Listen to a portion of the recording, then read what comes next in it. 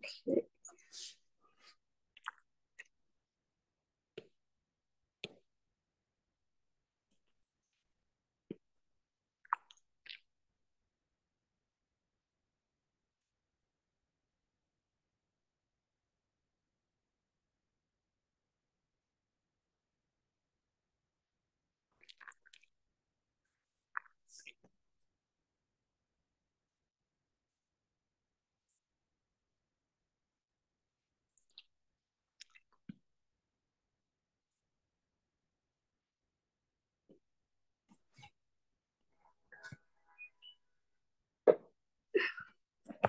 Mute my phone.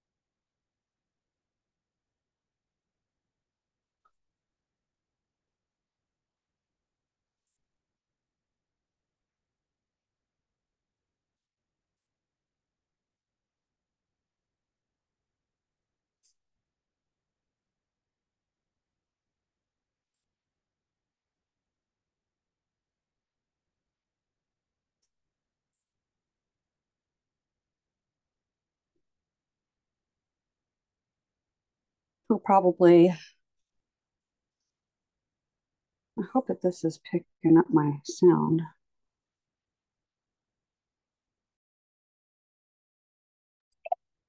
I'm assuming that it is. It's not giving me the little icon that it hears the sound, but I'm assuming that it is. Unfortunately, there's nobody here to confirm that. So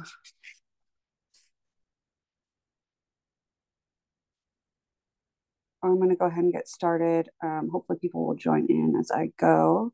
Not a big deal. If you guys don't, I'll always record these anyways. Um, it's just better if I have a little bit of feedback. Okay. So in this review, we're going to be going over chapters 4 and 5, and we're going to be focusing on the missed topics, the most missed topics on the exam for these chapters. And then we'll open it up for questions.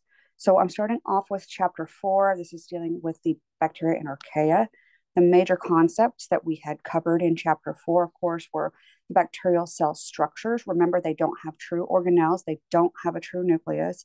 So if I were to ask you the difference between bacteria and eukaryotes, the main difference is that the bacteria lack a nucleus. The eukaryotes have a true nucleus. The exact same can be said if you replace bacteria with archaea. Both bacteria and archaea do not have a nucleus or organelles. Okay. We talked about capsules, which bacteria use for adherence to surfaces. Creating biofilms counts as part of that. And then immune evasion helps them get away from our white blood cells. We have flagella that are the only appendages that bacteria have for locomotion.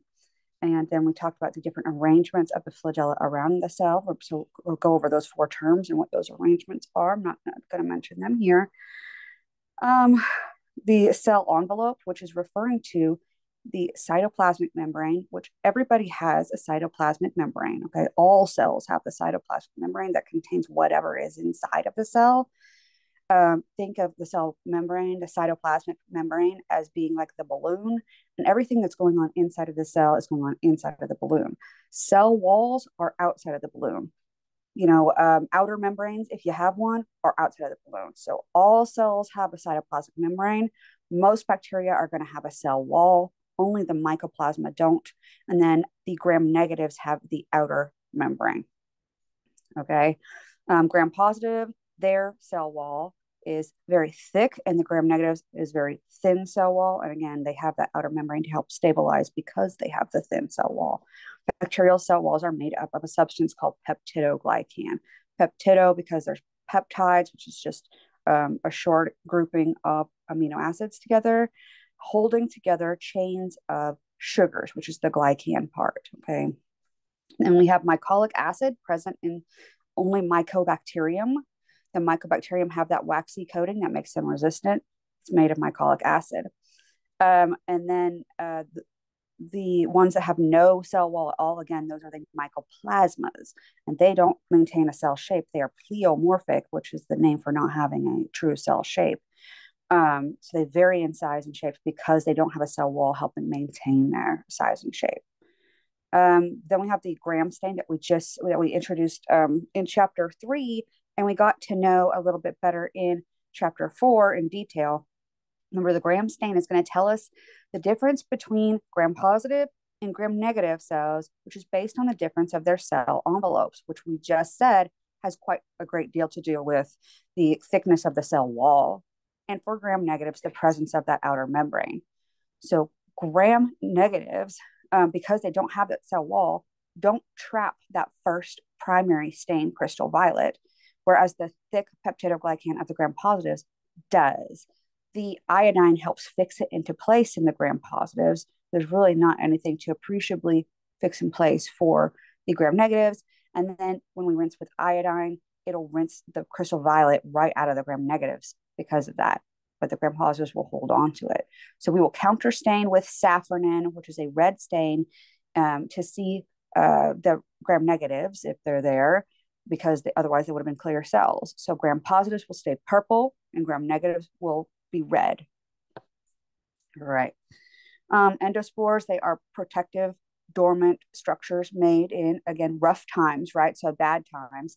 The actual structures are called endospores. The bacteria are not called endospores. The structures that they form to protect themselves are called endospores. And when we are happy and dividing and metabolically active and reproducing, we are called vegetative cells. But when things go south, those vegetative cells will start forming the endospores within themselves. When they do that, the cells become sporangia. Sporangium is singular, and they are forming the endospores inside of themselves. Endospores will then be formed. They will come out and have their, protective coating. Each cell becoming a sporangium can only form one endospore individually. So this is not a reproductive process. This is just preparing to hunker down and wait out the harsh conditions. Once things go good again, they're going to go through germination and become vegetative again.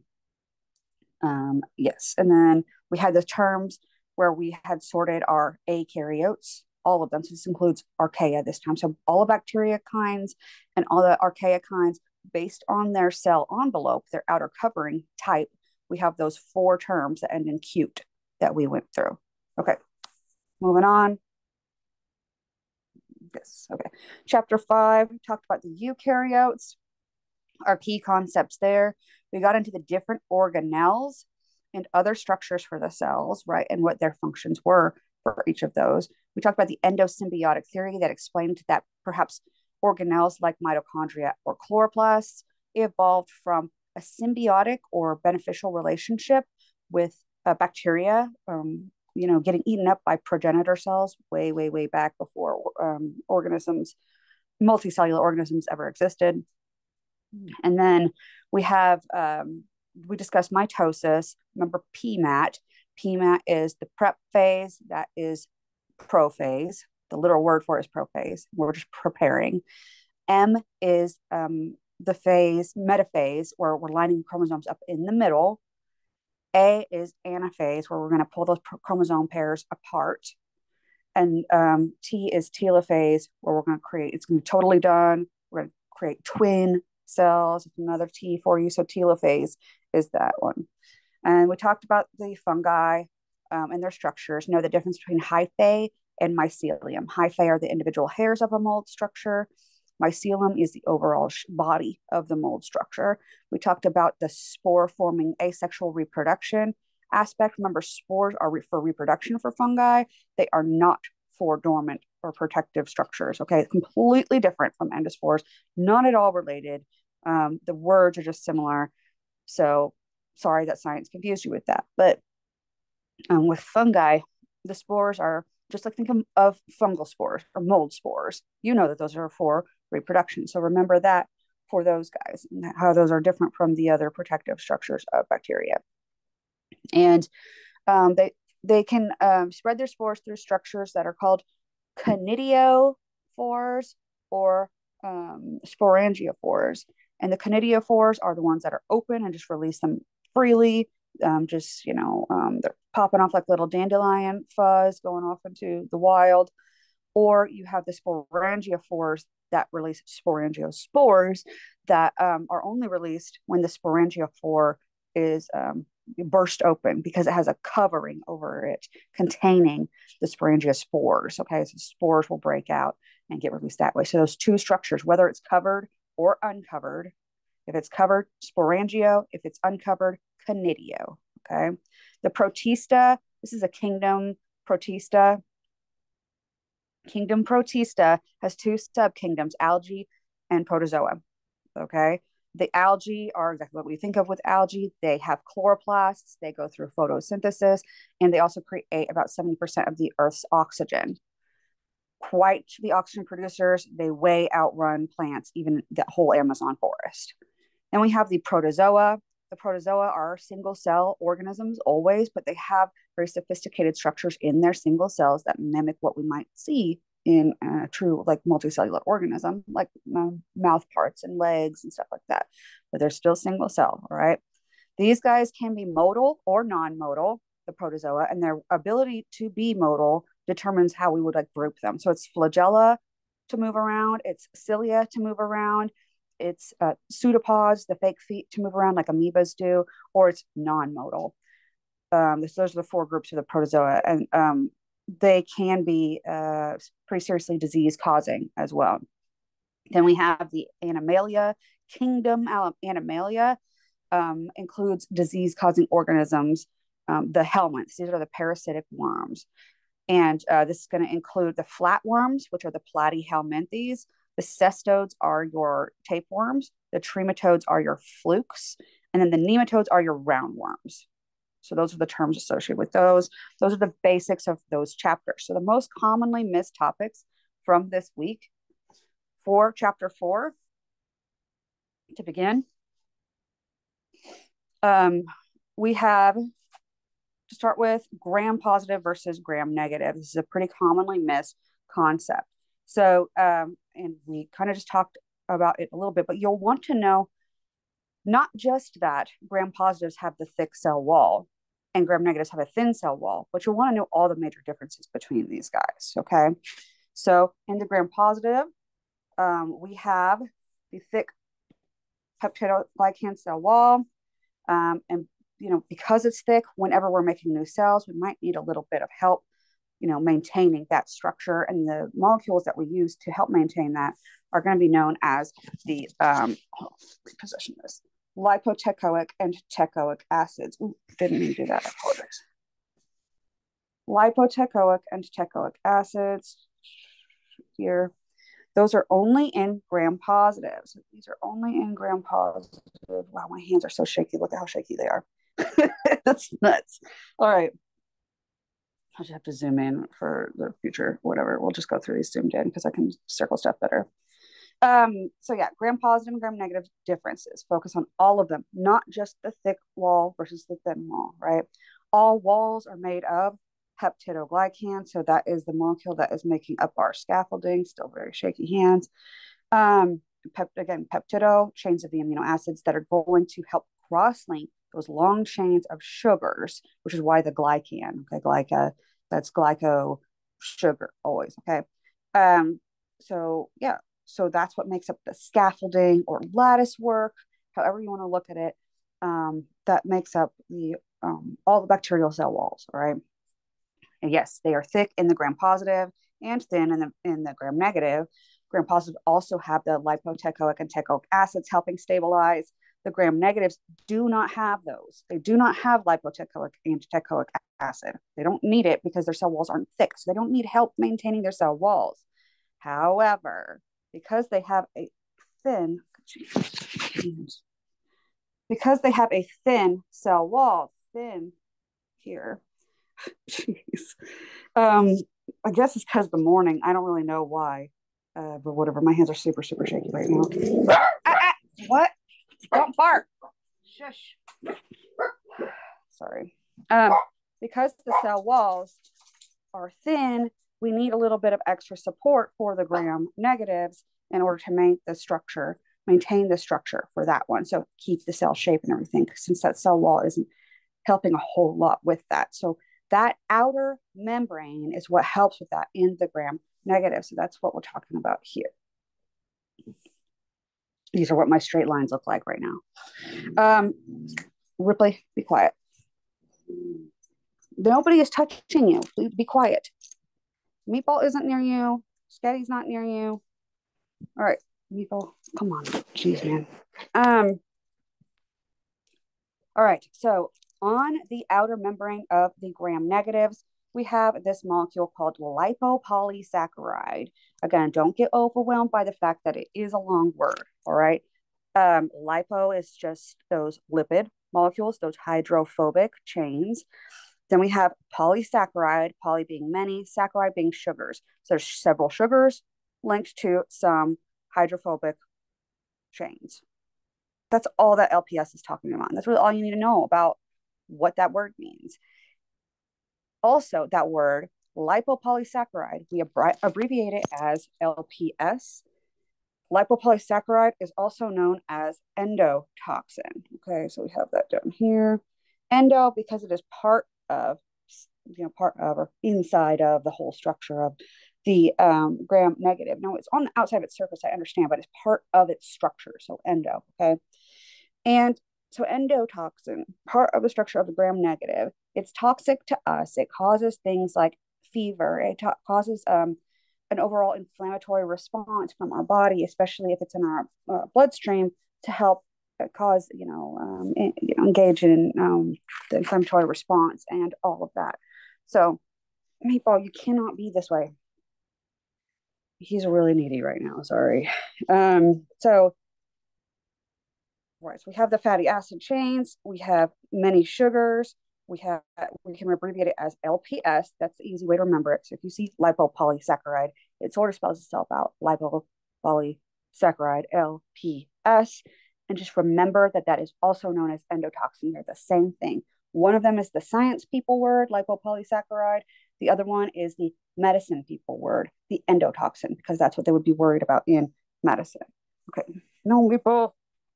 It's like really wanting to lay on this iPad. All right, so here is something that could help you guys a little bit with remembering what these terms are. Again, not maybe a true mnemonic, but great parents like new students. So great parents. So gram positive, and then we have the gram negatives, right? And then this is basically a breaking down. Let's see if I didn't have my notes on here to like help remember how I was explaining this, of course, and I can't be good about it, but gram positives. And then the lipopolysaccharides are going to be with the negatives for those guys. And I forget what the S was going to stand for, and I feel bad for it now. So let me see if I can pull up the exit out of this. See if I can pull my notes. Yeah. Here they are, y'all. Okay, so great parents like new students. I wrote it out. Great for gram positive parents, peptidoglycans. The gram positives have that thick peptidoglycan. Okay, like lipopolysaccharide, new gram negative. So the lipopolysaccharides associated with the gram negative.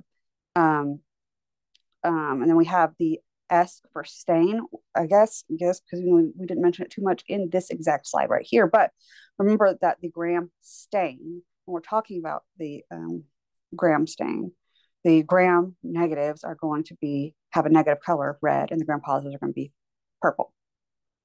So don't forget about the stain differences there too. So this is what this is talking about. So let's go back to this for now. No, that's not what I meant to do. So yeah, so don't forget the stain differences. So this is going to be gram positive equals purple, gram negative equals red, which is our negative color, right? So remember, red and pink are interchangeable here. I'm never going to put both choices on your test for stain colors, all right? So here are our questions to help us review these concepts. Here on the left, we have a patient sample is tested and found to contain lipoteichoic acid. What can you infer about the sample? Is it gram positive, gram negative, acid fast, or you can't tell? So gram positives have lipoteichoic acid and teichoic acid to help maintain the structure of the gram positive, thick gram positive peptidoglycan wall, right? But does that apply to any of these other guys? Well, gram negatives, they don't have any lipo or just regular teichoic acids, okay? They don't need it because they're thin. They have the thin cell wall. It doesn't need help being maintained that way. Acid fast bacteria, do they have lipoteichoic acid and teichoic acid? Well, acid fast bacteria are only referring to the gram positive. Yes, they are gram positive.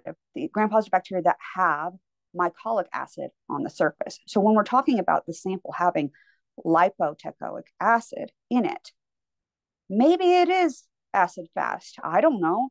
But does it have to be acid fast? Absolutely not. All of the other gram positives do not have acid fast. Only mycobacteria are acid fast, only mycobacterium. And we know like things like staph and strep and all these other sorts of bacteria that are gram positive that, lactococcus and just all, there's a lot. I don't even want to get into like the list of it, but I have more growing of our gram positives than I do of our gram negatives. If I'm being honest, they're easier for me to handle. So in our samples for class. So there's a lot of gram positives out there. Only the mycobacterium that are gram positive are acid fast. So that's not going to be our choice because if you had lipoteichoic acid, that doesn't tell you that it's an acid fast organism. It just tells you that it has lipoteichoic acid. That could be any gram positive. So yes, you can tell that it's going to have to be something that is gram positive. So our answer is A here. So which of the following is not a feature of the gram positive outer membrane? Okay, so let's go through this. Maybe you already saw the problem with the question. And me saying that, maybe that hinted to you there's a problem with the question. All right. Which of the following is not a feature of the gram positive outer membrane? Interesting. Lipoteichoic acid. Well, that's in the gram positive wall, our thick peptidoglycan cell wall. So it's not that one. Lipopolysaccharide is a feature of the gram negative outer membrane. So the outer membrane of gram negatives. So it's not that one. Peptidoglycan is part of the cell wall, not the membrane. So the answer is automatically none of these, but you could have just jumped to that conclusion because gram positive do not have an outer membrane. They don't have one at all. They don't have an outer membrane. So this is a trick question, but it isn't a trick question if you know that. If you know gram positives do not have an outer membrane and gram negatives have an outer membrane, you could also divide them as what's going on with their cell wall. But you need to also remember the feature of the outer membrane, right? So don't get tripped up by the fact that I'm saying gram positive outer membrane. You should be able to read that and know automatically gram positives don't have an outer membrane, and just find the none of these on this. You don't even need to break down the rest of it, okay? So I'm going to go on to the next one, but I'm going to really quick check and see if anybody has joined the thing. And that's okay. Like I said, I just wanted to see if anybody was leaving any chat or whatever. Sure. Okay. All right. So the next concept, talking about capsules. See how much I've written here in our summary of capsules. And y'all probably thinking capsules are sugary coatings, sticky coatings that are, made of sugar So saccharide, right? They're made of sugars. Sometimes there's a little bit of polypeptide in there as well. So sometimes there's that, but I really want you to focus on the fact that they have sugar. So they are thick, sticky. They're also protective. Yes, they are protective, not like an endospore is overall. They do have some protection going on there. Sticky covering, and they're important for bacterial virulence. And what virulence means is its ability to cause disease. So virulence is anything. Virulence is talking about any factor about that bacteria that makes it pathogenic, which is another way of saying disease causing harm to whatever host that it's living in. So that's the idea with our capsules. The structure of our capsules, again, polysaccharides, mostly sugars. Okay. And then we have sometimes proteins in the capsule. Important thing for you to remember is absolutely don't forget about that it's made primarily of sugars. Okay. But it can vary between species. What does it look like? It is a defined halo whenever we do the capsule stain. The capsule stain stains the background and it stains the cells, but the capsule itself doesn't stain. So we have a defined unstained halo around cells that do have capsules. Okay. All right, excuse me. All right, the functions of the capsules for protection. It does protect against phagocytosis. If a white blood cell is coming around to eat up your bacterial bad guy, it can kind of slip away, if you will, because of its sticky coating, its gooey sticky coating on its outside. It's difficult for our cells to perform phagocytosis if it has a capsule. Then we also have chemical protection that it can protect with. We didn't get into this too much in class, but hey, it is an actual coating. So yeah, it can protect against things in the environment a little bit. It also protects from drying out. If you have a sticky coating, of course, you're going to be less likely to dry out. So we have protection there. Adherence is sticky, sticks to surfaces. This helps in building up things like a biofilm whenever things are sticking to each other as well. Stick to surfaces, stick to other bacteria to create a biofilm. All right. We have virulence, the virulence factor aspect of it. Remember, a virulence factor. So virulence is talking about some aspect of the bacteria that makes it more pathogenic, right?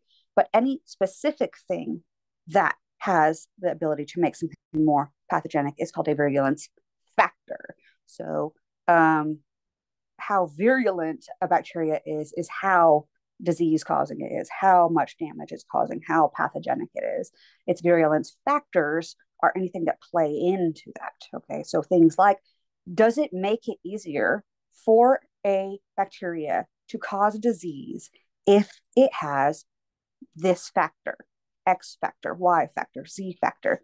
If it does, like if you have a capsule, does it make it easier for a bacteria to cause disease? Yes. Why? Because it helps evade phagocytosis, right? So having a capsule is a virulence factor. So that's an example of that. Okay, so it's a virulence factor because it enhances the pathogenicity, it enhances the virulence, disease-causing aspect of these bacteria. There's different kinds of the capsules, right? So we can say this falls into the glycocalyx. So we say types of capsules. The true capsule that we're referring to, just the capsule, versus the slime layer, those two together are part of the glycocalyx. Let's write that out here. Should have verified that for you guys. For the bacteria, this includes the slime layers, which are here, and the well-defined capsules, which are here. And so remember, slime layers, it's loosely attached, sort of diffuse and more gooey if we're talking about that. And it's great for attachment and biofilm formation, but not as used for evading phagocytes. Okay, the defined capsules are more important for protecting against phagocytosis. They are also important for adhesion, though, and then they are going to be much more defined, dense, and specifically attached for the bacterial surface. Okay, so our little mnemonic way to remember this one is PAV CPAVC. Okay, so words for this one. That's really nice, isn't it? Protection, adherence, virulence. Capsules provide all vital clues. So we're talking about protection, adherence, and virulence about the capsules. Um, that's kind of what this is kind of breaking down. Let's talk about what these words mean in our little definition over here. I didn't write it out, but I guess because it's self-explanatory. But yeah, capsules provide all vital clues. The capsules, the fact that it's protection, adherence, and virulence factor for those the capsules themselves. Okay, so that's what this is breaking it down for helping you guys remember. I guess it's a little way of wordplay on that. I'm just trying to find ways for you guys to help remember it. Okay, that's all I'm trying to say. I'll have one of those. They're not always useful. If it's useful for you, I'm happy for you. Okay, but anyways, so let's go through the questions for this one. I'll leave the little side thing up so you can kind of see what the answers are referring to in each one if you need to read over it. All right. You can also see these if you open up the actual slides. All of these notes that are over here at the right, they are going to be there for you there as well. Okay. All right. So a bacterial strain has been genetically modified to produce a capsule with altered polysaccharide composition. So we have now a capsule, but it's got a strange, shut up, Ripley. It's got a strange polysaccharide on it from what is usually there. Researchers observe that the modified bacteria show reduced virulence compared to the wild type strain. So normally we cause big deal disease, but we, in our little modification, they're not causing as much disease. So that's what we're talking about with reduced virulence, okay? Based on your understanding of bacterial capsules, which of the following best explains the observed reduction in virulence? So this is me walking you through the question, how I would be reading it, because I wrote this a while ago. So I don't really remember what I was writing out when I wrote these questions. That's okay. So I'll read through it the way that I would read it if I was taking the test, okay? So now we have that whole situation in our mind. Capsules, which we know are for evading phagocytosis and for adherence. And therefore, because of those things, that can help them aid in causing disease. That makes capsules a virulence factor. Virulence is just talking about ability to cause disease, symptoms, stuff like that, okay? We have reduced disease, basically, reduced presentation of disease if we changed up this capsule. So what can we say about this capsule? The altered capsule, we're going to go through the choices. The altered capsule composition prevents the bacteria from adhering to host tissues effectively. B, the modification enhances the capsule's ability to evade phagocytosis by immune cells. Well, you'd think that that would be helpful and increase virulence, right? So that doesn't seem like that's helping it out here. Seems like it's not harmful for the virulence, right? So I wouldn't say it was B right off the bat. That was the only obvious choice that it wouldn't be. The altered capsule disrupts the bacterial cell wall, leading to increased susceptibility to environmental stresses. In what aspect of this description has it indicated to you that the capsule is actually disrupting the cell wall? These are two different structures, a cell wall and a capsule. They're two different structures. I have never mentioned to anybody that they can affect one another, and this question doesn't either. I'm not going to pull something like that out of my butt for your questions, okay? So that's not the answer. Even if automatically you say, well, we never talked about the capsule affecting the cell wall, and there's nothing I can imagine that it would, why would it? Then that's not the answer, okay? And then we have the modification the modification inhibits the synthesis of exotoxins by the bacteria. So exotoxins are things that bacteria can excrete out of the body of the cell, right, into the environment and can be toxic to things around them. This is talking about inhibiting the synthesis, not even the excretion, the actual synthesis. If exotoxins have to be synthesized, that has to happen in the cell.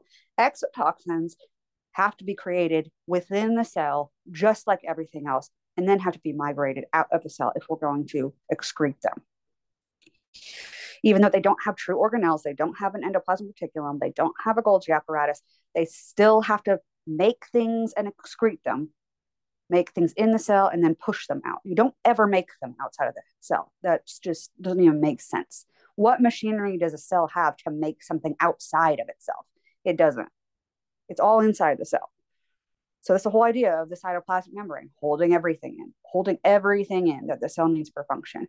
So if you're inhibiting synthesis, that has to happen inside of the cell, and a capsule isn't going to affect the inside of a cell and what's going on there. So that's not the answer. So even if when I read you A, that didn't seem like that might be the obvious choice, because there could be other explanations for it that might explain it better. Now that we've eliminated our other choices, we can see that altered capsule composition prevents bacteria from adhering to host tissues effectively.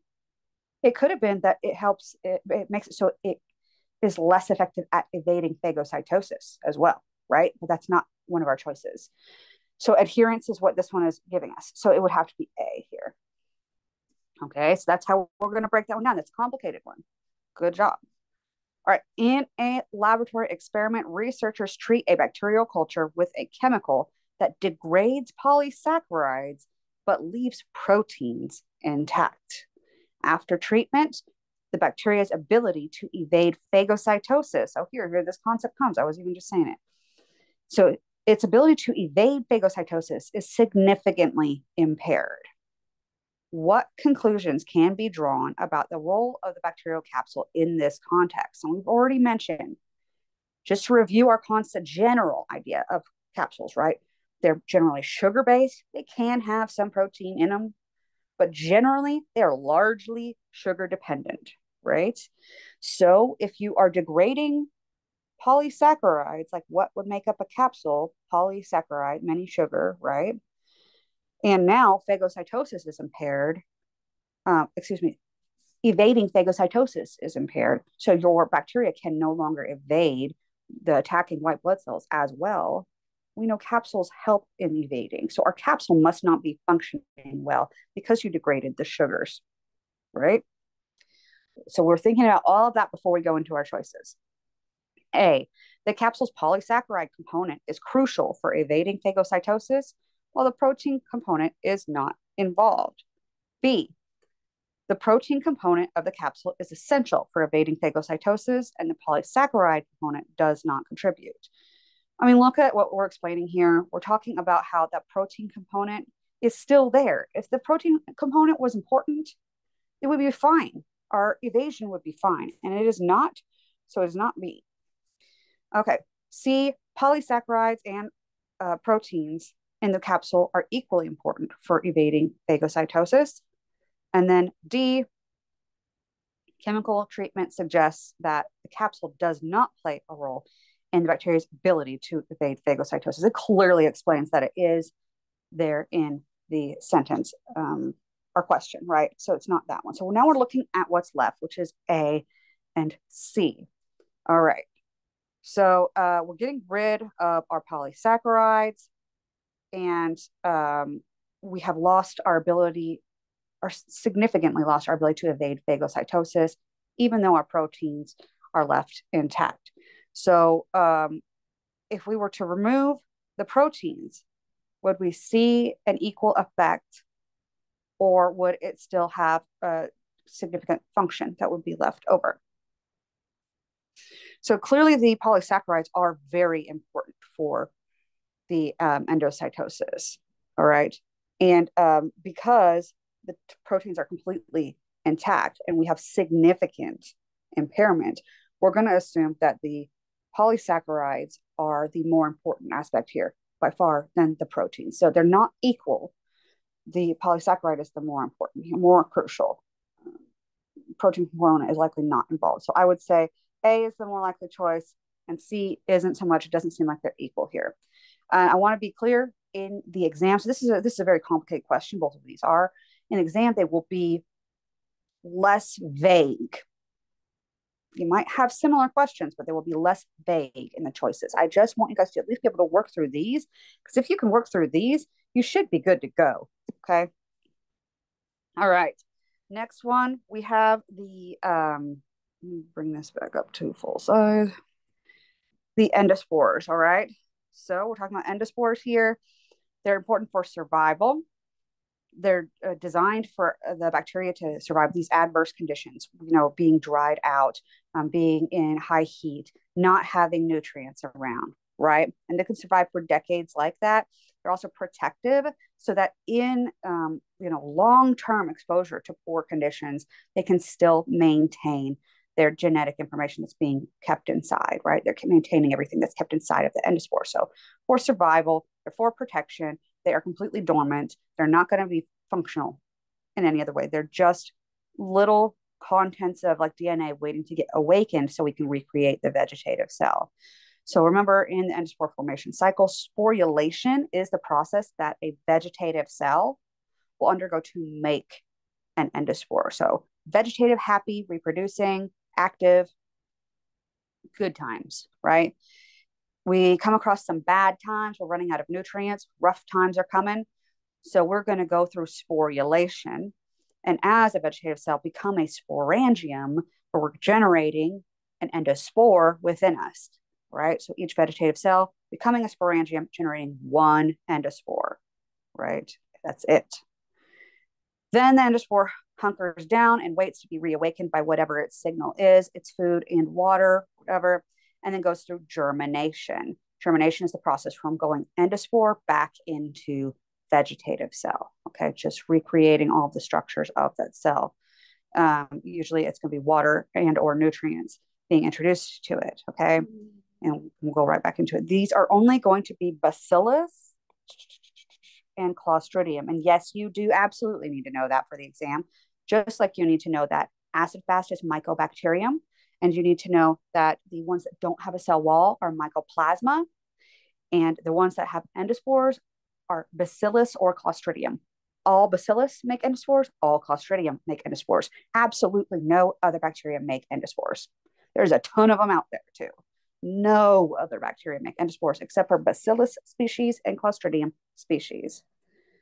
All right, so here's our little mnemonic thing.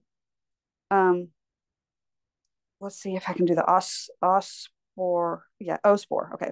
Yeah, endospore. Oh yeah, so I thought it was endospore, and then I just realized that it's endospore when I wrote this. All right, so the little mnemonic literally is endospore, which you could break it down as ever never dies.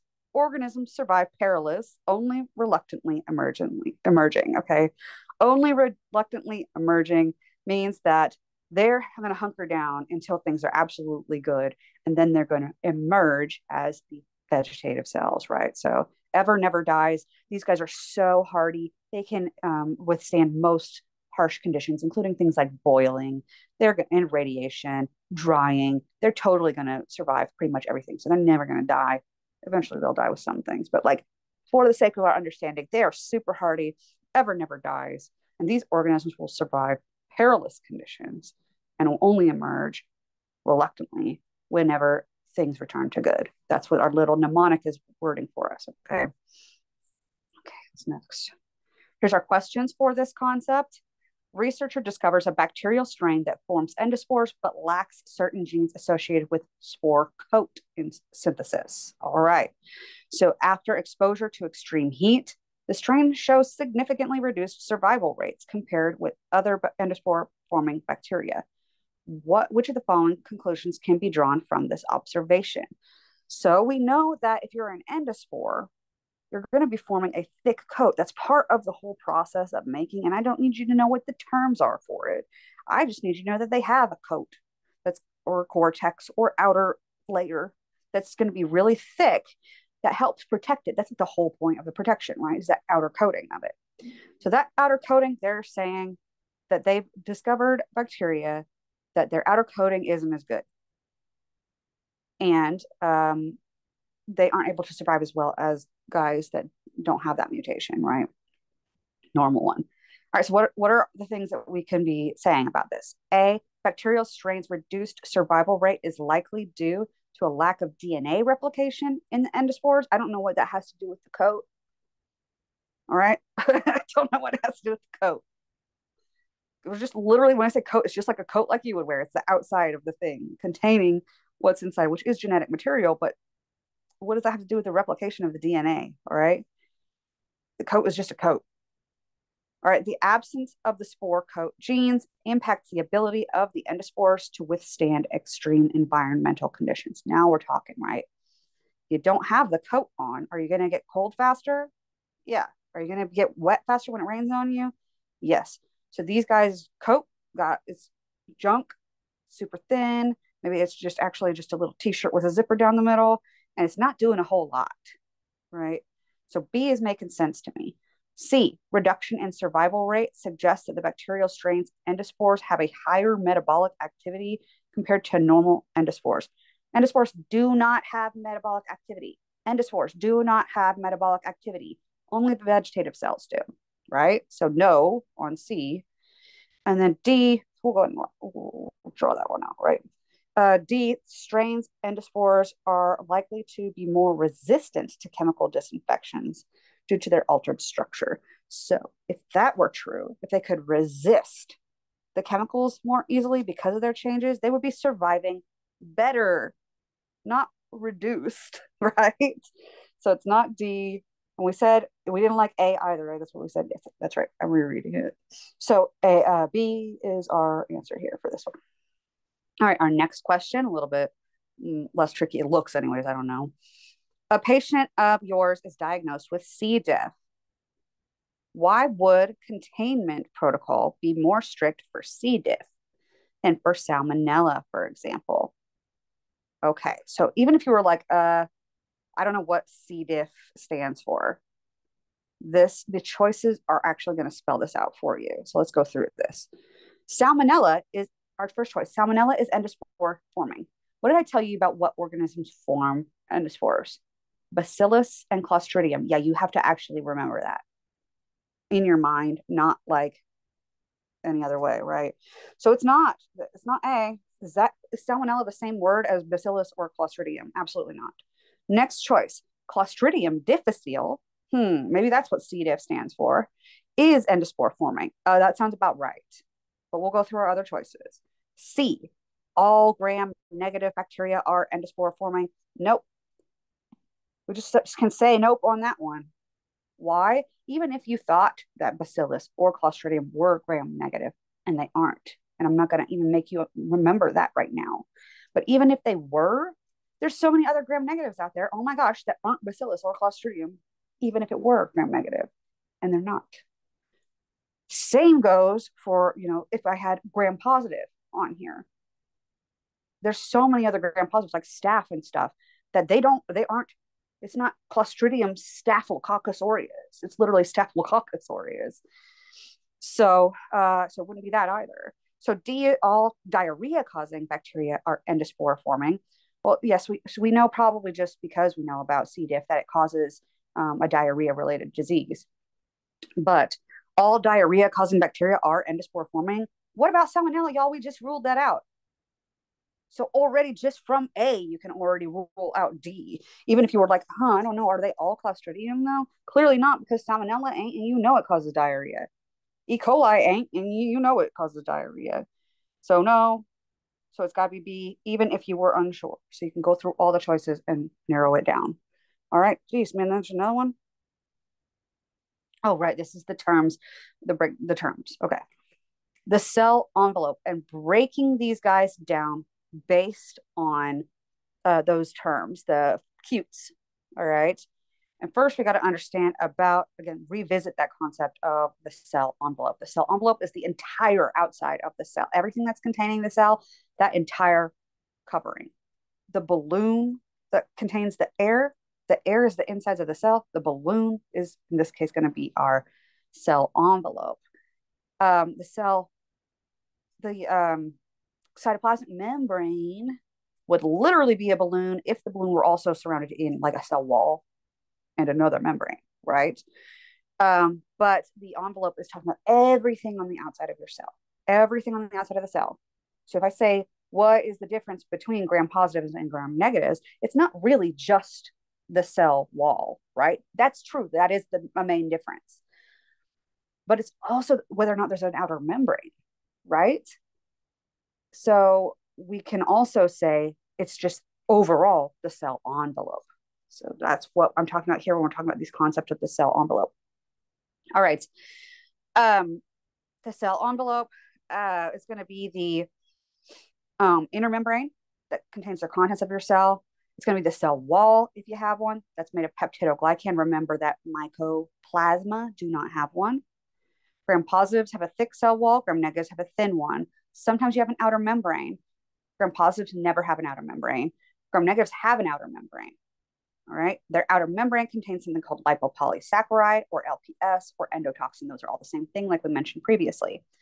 Special cases with the cell envelope, mycolic acid, that waxy coating present for the mycobacterium, and the lack of a cell wall altogether for the mycoplasma. All right. Remember, spilling a cup of plasma, it doesn't retain any kind of shape. Mycoplasma don't retain a kind of shape. Why? Because they don't have a cell wall helping maintain it. They don't have a cell wall, right? So if you have the mycos and your two choices are between mycobacterium and mycoplasma, always remember that if it has plasma, that's one with no cell wall. The other one has the waxy coating. You can't have a waxy coating without a cell wall. Okay. All right. Mycolic acid is the wax. Alrighty, classifying these bacteria based on their cell envelope, we have the firmicutes, gracillicutes, mendozicutes, and tenericutes.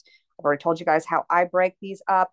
Mendozicutes, old boyfriend, Joey Mendoza. He, and that's the only one I feel like can be a name, right? Mendoza, it already has a name in it, Mendoza. Mendoza, it's my old boyfriend. That was a long time ago, so it's archaic. That's what old, that's what archaic means old, right? A long, long time ago. So the archaea have their own kinds of envelopes. So they fall into the category of mendozicutes. The next one are, for me, the firmicutes, because firm for that thick cell wall. That is going to be the gram positives. Okay. Gram positives are firm. That's thick cell wall. The gracillicutes, G for gram. So if it was G for gram, and we already used the gram positives up in another area in firmicutes, this one will be the gram negatives. And the tenericutes, which apparently tener, you can also think of tender. They apparently mean the same thing. They're similar in meaning anyways. Tender or soft, these are the guys that do not have a cell wall. So for us, in our context, the mycoplasmas, that's right. Okay. So our mnemonic here, firm, grace, mature, tender. So firm, thick cell wall, grace, gracillicutes. Gracie apparently literally means, it's a word that means thin skinned. So our we have the thin cell wall. Okay, whatever. I didn't know that. I learned that whenever I was like looking up what these terms meant. So I learned that when I looked that up. I mean, the actual like literal words where they came, like the etymologies or whatever. Whatever. Mature, old, archaic, Mendoza. Okay, and then tender, tenericutes. Okay, so those were the little words for the memory of that. I would like to zoom out, please, there. All right, so our questions about this. Microbiologist is studying bacterial strain that has a thick peptidoglycan layer in its cell wall. Based on this description, which of the following groups does this strain most likely belong to? Don't get caught up in words, y'all. So we are studying, it has a thick cell wall. Thick peptidoglycan layer, cell wall.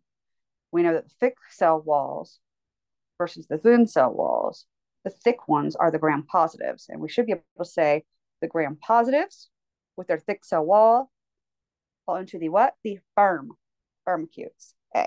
So I'm not going to go through all those and why they're wrong, since I just explained what these terms meant on the other page, but yeah, okay. Thick cell wall, firmicutes. Those are the gram positives. All right, next we have a scenario. 56-year-old patient presents in the hospital with severe GI symptoms, okay, including nausea, vomiting, abdominal pain. Lab tests reveal that the causative agent is a gram-positive rod-shaped bacterium.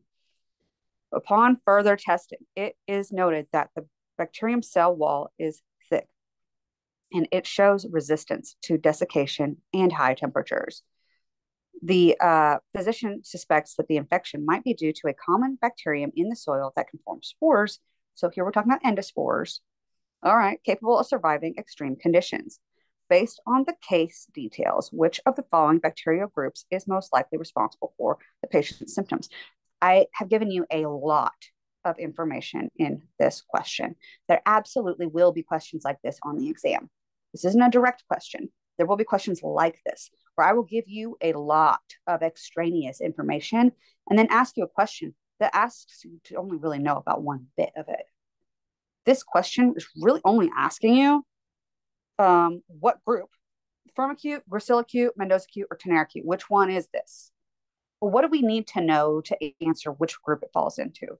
Whether it has a thick cell wall, whether it has a thin cell wall with an outer membrane, whether it's an archaea, or whether it has no cell wall at all. That's all you need to know to answer this. So let's go back through our information and see if we can find that information. The causative agent is a gram positive. And it says, say, if you didn't even already know with just that, that should tell you the answer right there, because we know gram positives have a thick cell wall. I've given you more information that relates to this. The bacteria's cell wall is thick. We don't need any other info in here. You need nothing else. Screw it that it talks about endospores. Screw it that it's a bacilli shape. That's rod shaped, right? Screw all the rest of it. Screw that it causes GI symptoms. Don't even care. It's gram positive. That would have been enough. Or just saying has a thick cell wall. That would have been enough. This guy's a firmicute again, just like the previous question, but still we put it in another context to apply that information differently. Let's get into chapter 5. It's not wasting more time. Real quick, I'm going to check and see who we got joining with us. Oh, we don't have anybody still. It's been almost an hour. Oh, where did it take me here? I want to go back to my PowerPoint. PowerPoint, please. There. Okay. Jeez. Sorry. Okay. Here's a concept that's commonly missed: the functions of the organelles. I thought it was pretty commonplace that some people knew that the mitochondria was the powerhouse. That is one that is commonly, I won't say commonly missed, but it was commonly missed by about 50% of my students on one of the exams in one of the semesters, not in all of them, but still, I want to be sure that we are clear on what these organelles do. So I was trying to approach it in a different way this semester and break them down how they work together and what their general functions are without just making them definitions. So organelles are just the parts of eukaryotic cells that have distinct functions. So eukaryotic cells, eukaryo, true nucleus, that's what the word means. They have a true nucleus. A true nucleus is just a nucleus that has a membrane around it. So don't overthink that. Nucleus is just a structure that has a membrane around it that contains the genetic information of the cell. Think of it as the control center of the cell because it has all the genetic information. Think of it as the control center of the cell because if you need anything made for the cell to do literally anything, it has to get the information from the control center first. And it's all contained in that membrane structure called the nucleus. Okay. So the nucleus contains all of your DNA. That's the big picture. Your DNA has information for everything that needs to happen in the cell. So that's the nucleus, and your DNA will never leave the nucleus. So that's our first organelle. If you have a nucleus that's membrane bound, you can have the other organelles. If you do not have a nucleus that is membrane bound, you cannot have the other ones. So bacteria and archaea do not have a nucleus or any of the others. They have no organelle whatsoever. It's just the cytoplasmic membrane, the balloon that contains the goo and the stuff that happens in the goo. That's bacteria and archaea. Eukaryotes have these segmented membrane-bound areas. All right. Right, so these are organelles. So the nucleus has everything that you need in order to control the cell, your genetic information and everything. Your genetic information is going to lead to the development, the production of proteins. We talked a little bit in class about how this happens, and I would recommend if you are unsure about how this happens and you want to know how it happens to tie it all together, please go back and revisit the lectures about it because I don't want to go back through all of the Smithsonian Institution contains the instructions and you make a copy and that copy is the mRNA. The mRNA is taken out into the endoplasmic reticulum and read by the ribosomes that are dotting the endoplasmic reticulum, which make the rough endoplasmic reticulum and da da da da. So I guess I kind of went through it a little bit just then.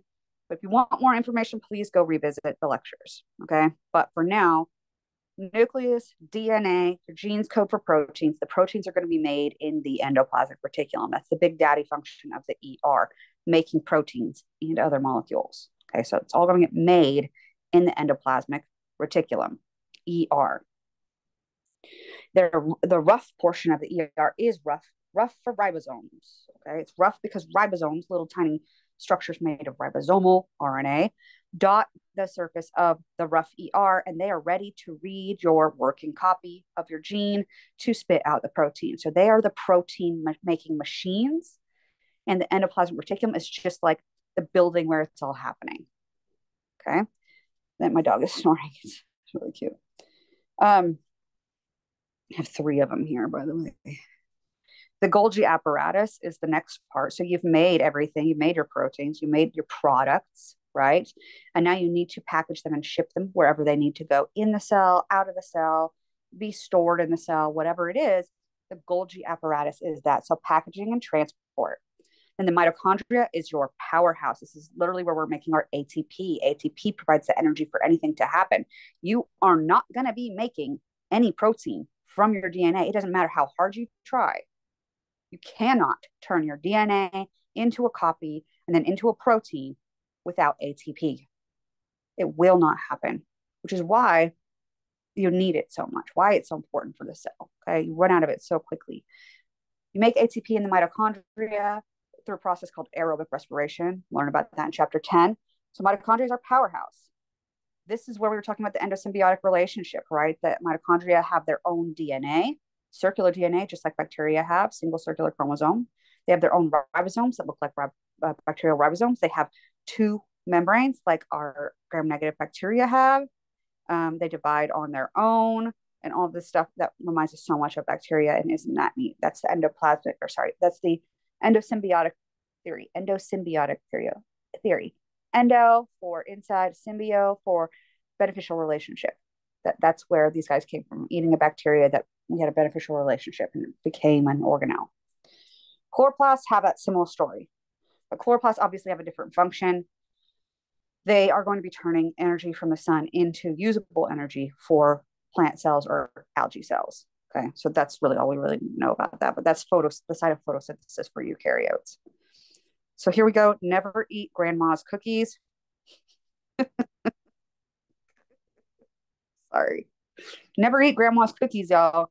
Nucleus, endoplasm, Golgi, mitochondria, chloroplasts. So it's just a mnemonic for you just to remember those terms. Those are the main organelles you need to know. There are other structures in the cell that are less important.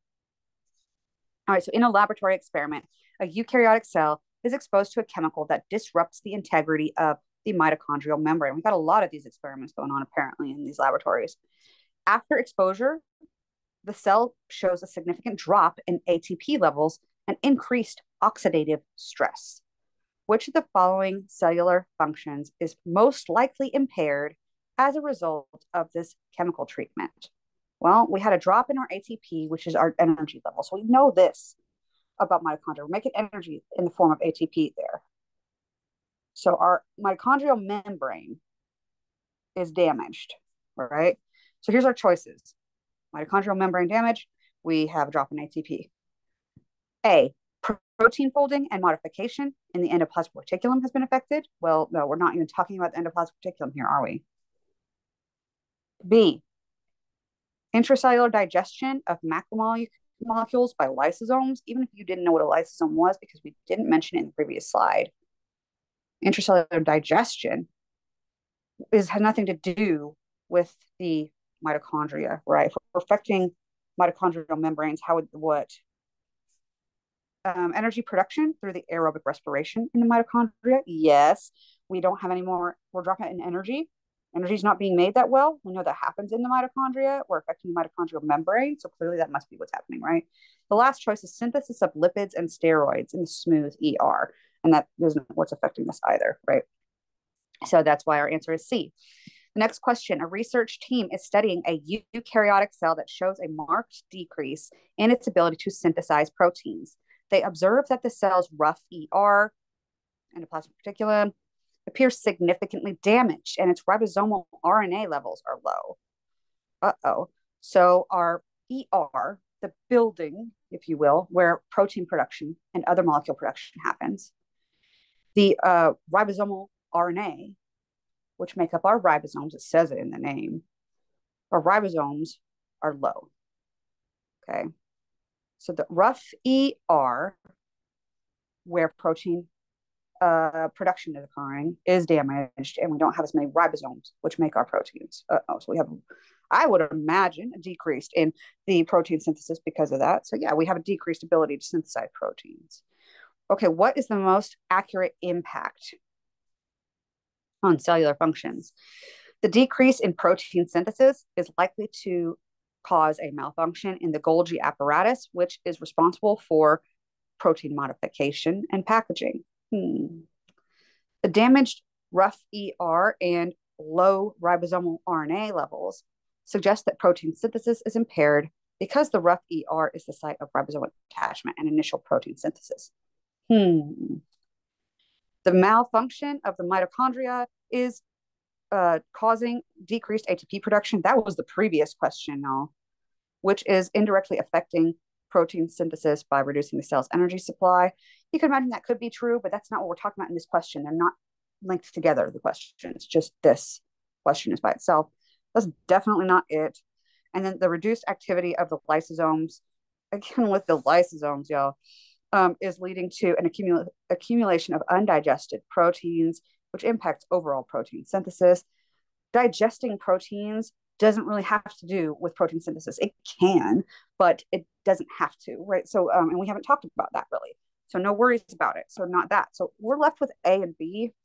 B is the most obvious choice because we are talking about the endoplasmic reticulum having a problem and the ribosomes having a problem. And we know they are directly involved in protein synthesis initially, right? So we're going to go with B is probably the answer. Why wouldn't A necessarily be the answer? Because in the Golgi apparatus, why would that be decreasing the actual protein synthesis, though? It is important for packaging. And there may be some modification that can happen in the Golgi, but that's more important in the ER. So there's a little bit of overlap there, but it's not the issue for protein synthesis, right? So that's why A isn't when you get down to the brass tacks of it, okay? So it's B. Oh my geez. Okay, so this is dealing with protozoa. We have protozoa have two forms that they can list that they exist in. Not all of them have two forms, right? It's just like the bacteria. Some of them make endospores, right? Not all of them. Only Bacillus and Clostridium make endospores for bacteria.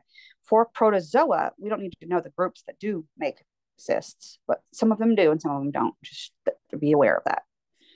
So the ones that do exist in trophozoite form, which is the same as the bacterial vegetative. Bacterial vegetative. And then the cysts, which are the same thing for the endospores, for the bacteria. Trophozoites and cysts, okay?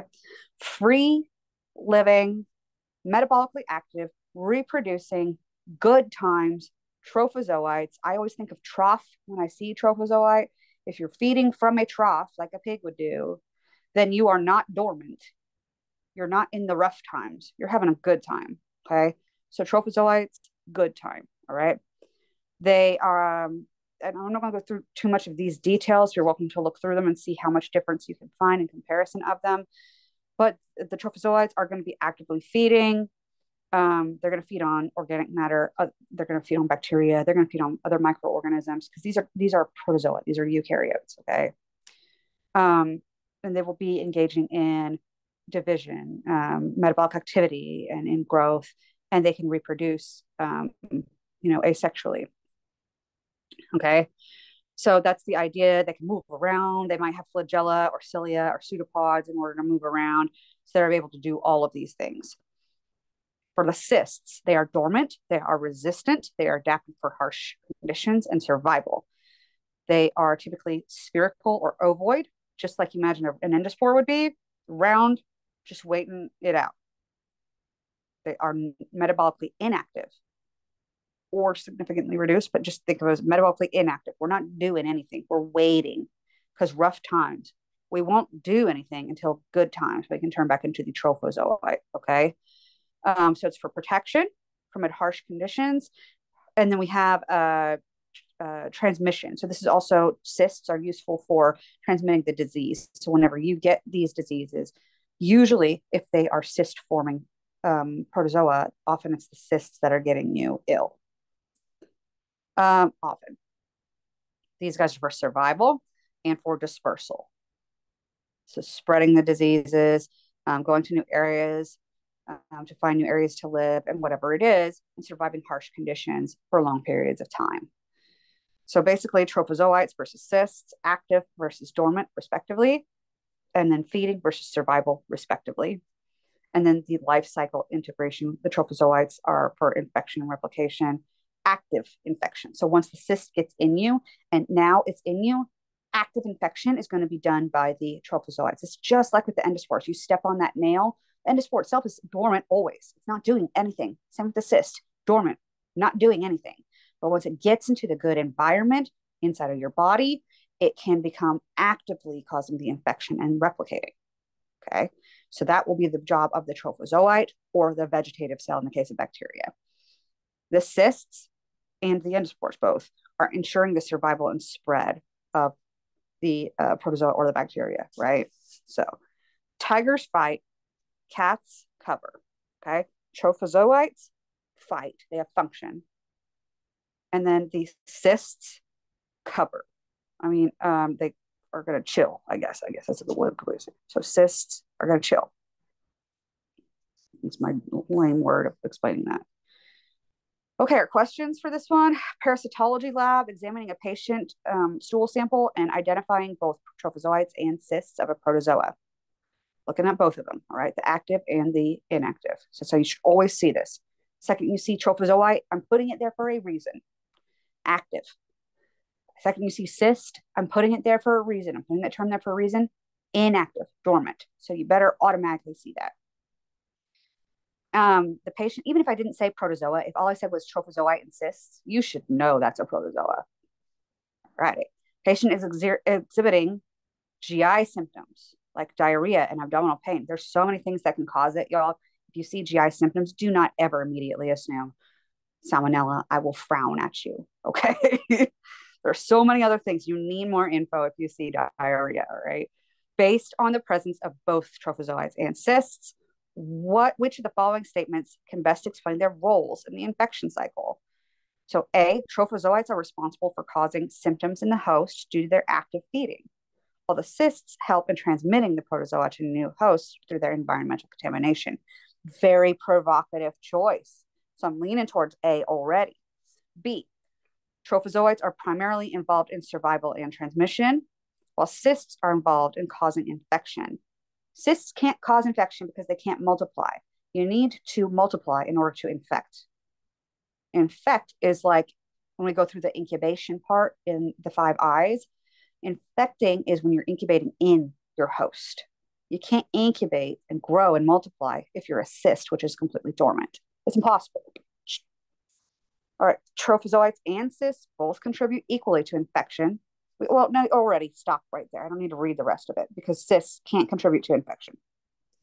Trophozoites are dormant and protect the protozoa during adverse conditions, while cysts are actively metabolizing,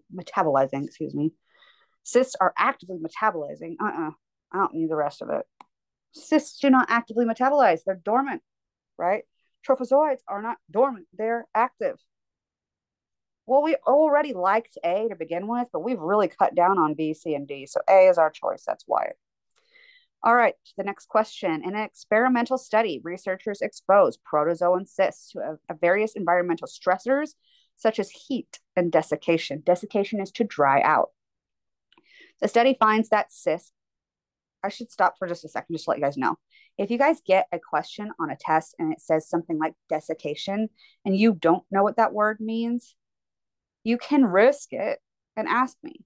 The worst case scenario is I'm going to say, well, that's one of the terms you should be familiar with that we talked about in class. Worst case scenario, I say that to you. So if you are not sure about something and you aren't sure if it's a term that you're supposed to know, if you come across trophozoite, y'all know you have to know that term. But if you come across desiccation and you don't know what that means, and you're not sure if you should know that term, you can always ask me even during the exam and I will come and help you. And if you asked, I don't know what desiccation means. There's probably other people that want to know too. So I can always say, y'all, if you come across desiccation, that means to dry out. And I'll probably even write it on the board or something. You may have helped other people. Asking questions is not ever going to get you in trouble. The worst case scenario in an exam is I'm going to say that's a term that you needed to study for the exam. I probably will say it nicer than that even. All right, FYI, I just want to let you know, and I'll probably say it again in class. The study finds that cysts survive. Let me start over because now I'm lost.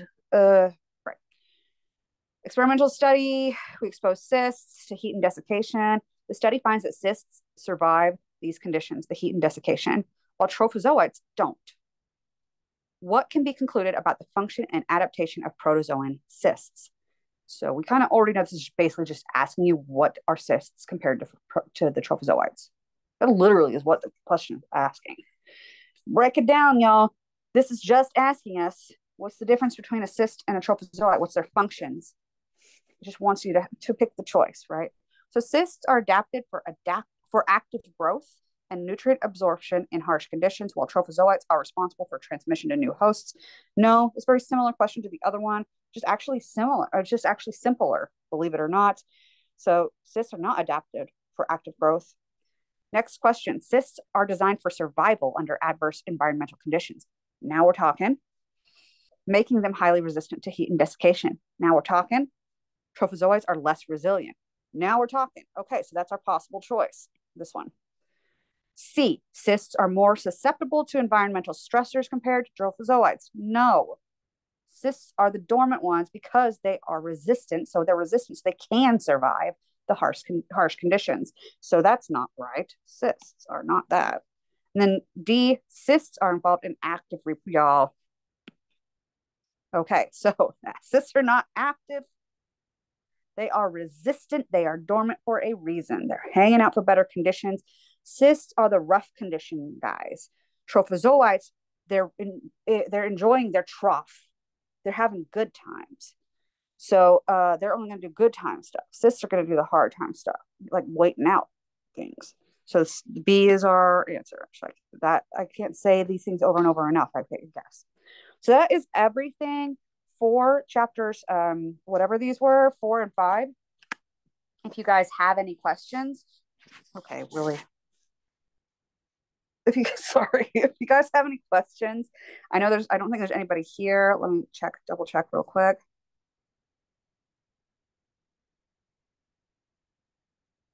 No. So doesn't look like there's anybody here. So that's okay. When you guys are rewatching this later, feel free to email me or make comments on the post that like reply to the actual discussion post. I have the slides and the video are going to be in the same post this time. We'll saying click here for this and click here for that. So it's easier for you guys to find it in the discussion this time. So yeah. Remember, this isn't comprehensive. This is just going over topics that were missed most commonly, and I did make them kind of broad. So I hope this does help you guys review a little bit for the exam. And thanks for watching this when you guys do watch this, and I hope this was helpful. And I will see you guys in class when we get back from the break, since I'm making this over the break. So yeah, goodbye.